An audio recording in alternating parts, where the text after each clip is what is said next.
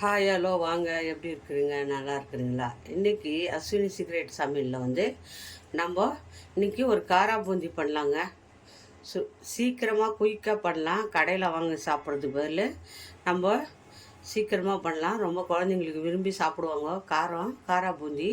அது எவ்வளோ சீக்கிரம் குயிக்காக பண்ணலான்னு பார்க்கலாமா? பாருங்கள், ஒரு அகலமான ஒரு பாத்திரம் எடுத்துக்கோங்க. அகலமான பாத்திரம் எடுத்துக்கோங்க. நம்ம ஒரு கப்பு கடல மாவு எடுத்துக்கலாம். பாருங்கள், ஒரு சின்ன கப்பில் தான் எடுத்துக்கிறேன். ஒரு கப்பு கடல மாவு எடுத்துக்கிறேன். கடல மாவு போட்டுக்கோங்க. அது கூட ஒரு 2 ஸ்பூனு அரிசி மாவு, ஒரு பிஞ்சு இட்லி சோடா, கொஞ்சோண்டு பெருங்காயம். அவ்வளோதான். இதை நம்ம அப்படியே மிக்ஸ் பண்ணிக்கோங்க. எல்லாத்தையும் மிக்ஸ் பண்ணிடலாம். எவ்வளோ டேஸ்ட்டாக இருக்கும் தெரியுங்க. வீட்டிலே செஞ்சு சாப்பிட்றது இதெல்லாம் ஈஸி. நம்ம போய் கடையில் வாங்கி சாப்பிட்றத விட ஒரு கப்பு மாவுக்கு எவ்வளோ காரா பூந்தி வரும் பாருங்கள். டேஸ்ட்டாக இருக்கும். இப்போ கொஞ்சம் கொஞ்சமாக தண்ணி ஊற்றி கரைச்சிக்கோங்க. ரொம்ப தண்ணி ஊற்றாதுங்க. கொஞ்சம் கொஞ்சமாக தண்ணி ஊற்றி, ரொம்ப கெட்டி இருக்கக்கூடாது, ரொம்ப தண்ணியாகவும் இருக்கக்கூடாது.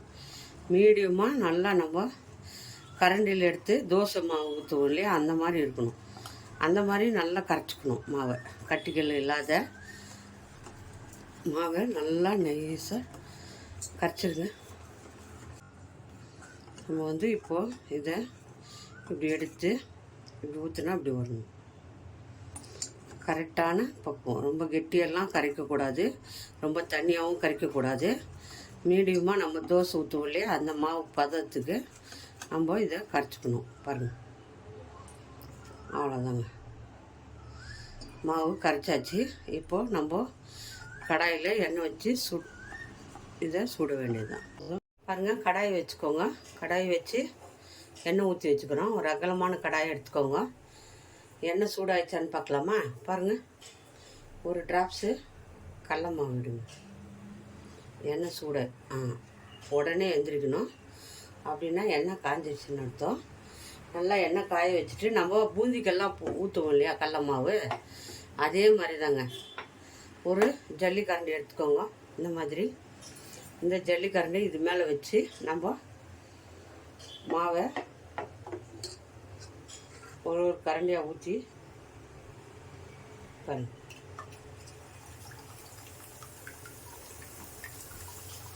அதை நல்லா தேய்ச்சி விடுங்க.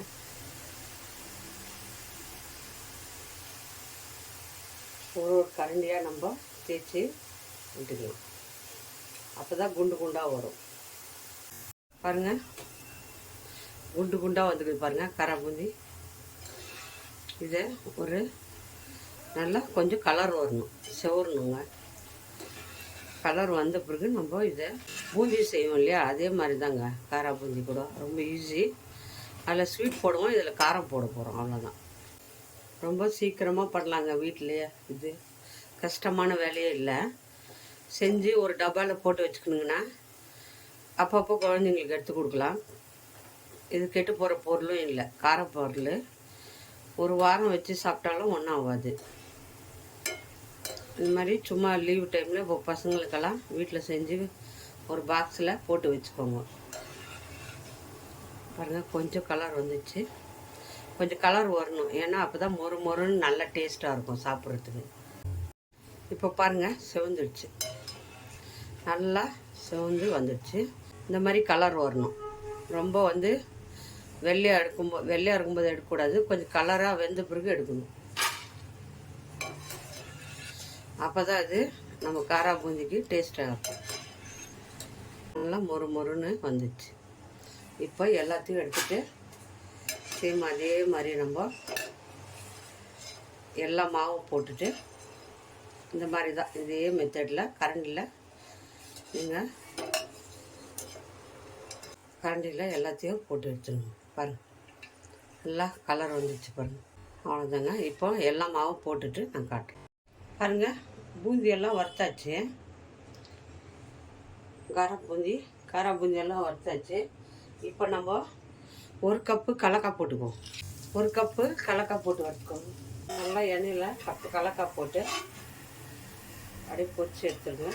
1 கப்பில் போட்டு 1 கப்பு முந்திரி எடுத்துக்கோங்க.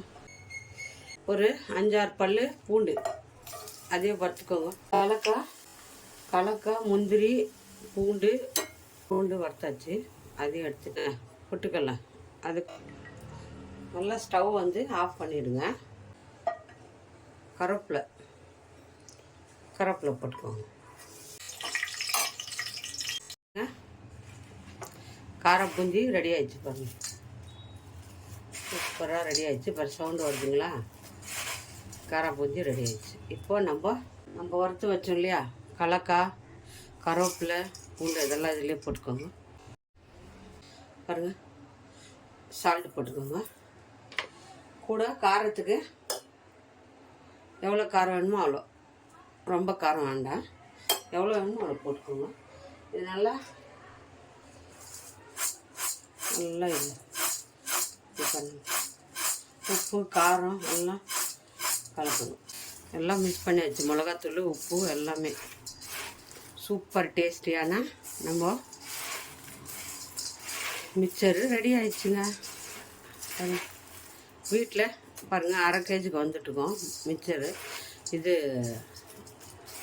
கார பூந்தி நம்ம அதே கடையில் வாங்கியிருந்தால் எவ்வளோ காசு கொடுக்கணும். அதே வீட்டில் பாருங்கள், 1 கப்பு மாவு வச்சு சிம்பிளாக குயிக்காக பண்ணிட்டோம். பாருங்கள், சூப்பர் டேஸ்டியான காரா பூந்தி ரெடி ஆயிடுச்சு.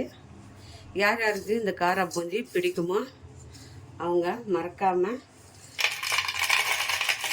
லைக் பண்ணுங்கள். பாருங்கள், சூப்பராக டேஸ்டியாக வந்திருக்கு காரா பூந்தி. இந்த மாதிரி காரா பூந்தி டேஸ்டியாக வீட்டில் குழந்தைங்களுக்கு செஞ்சு கொடுங்க, ரொம்ப நல்லாயிருக்கும்.